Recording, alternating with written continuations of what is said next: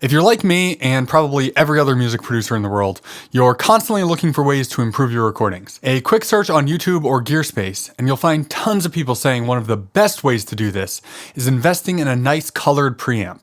Some go as far as to say it's one of the first things you should invest in when building your home studio, saying it'll make a night and day difference, adding warmth, weight, depth, and vibe. So here's what I want to get to the bottom of in this video. First, what even is a colored preamp, and what makes one different than the preamps built into your interface? And second, will a colored preamp actually make a significant difference to your recordings? Or is it all just a bunch of marketing hype? Well, buckle in, because today we're gonna find out. So mic pre's are simply designed to amplify the signal from your microphone before it reaches your recording device. How they go about this is what makes the difference. The preamps built into most audio interfaces are designed to be transparent, providing a clean and accurate representation of your sound source. Colored preamps, on the other hand, will often have transformers, op amps, or tubes in the signal path, which can change the frequency response, add harmonics and saturation, and affect how the preamp reacts to transients. For instance, here's the graph of the harmonics generated by the preamp in the Focusrite Scarlett. It looks like it's adding a tiny bit of something, but it's all well under 100 decibels below the fundamental. So it's probably at least close to inaudible, and certainly isn't adding all that warmth and character that people talk about. This, on the other hand,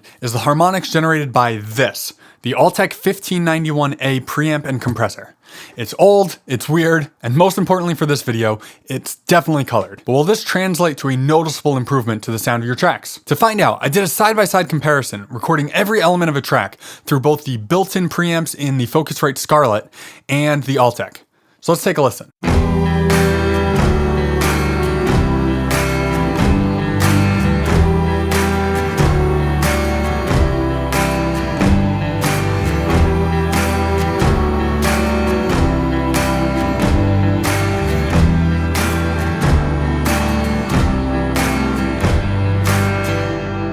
Alright, so preamp A was the Scarlett, and preamp B was the Altec.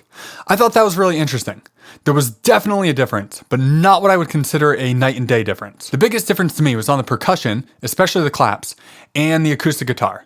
The Altec sounded a little bit smoother and a little bit rounder with a softer transient response, and the Focusrite was a little bit sharper, faster, and clearer. On this particular track, I prefer the Altec, but I also intentionally chose a song that I thought would benefit from a little extra color. On another track, I could easily see myself preferring the Focusrite. So do preamps make a difference? Absolutely. Is that difference big enough to justify spending a lot of money on them? The short answer is maybe. But I'd like to give you a little more of a nuanced answer. Let me explain. I think it's important to kind of zoom out for a minute and look at the big picture. When we're recording a song, we've got the musicians, the instruments, the mic placement, the room, the choice of EQ, compression, saturation, and effects you might add, and yes, of course, your preamps. These all play a role in the sound of your tracks to varying degrees. Some play a big role, some much smaller. In this test, we were just zoomed way in on the preamp choice. And look, I've made great sounding recordings with cheap preamps, as well as terrible recordings on a vintage Neve console.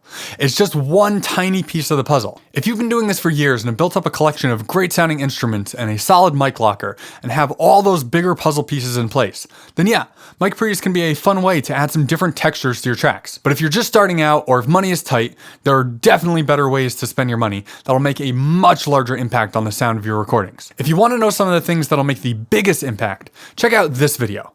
Or check out this one for more things that might not be worth investing in yet. And if you appreciate the work that went into making this video, consider making your next gear purchase, whether that be a mic preamp or a pack of strings, through my Sweetwater affiliate link in the description down below. It's the same price for you, but it goes a long way in supporting the channel, so I can keep making videos like this for you.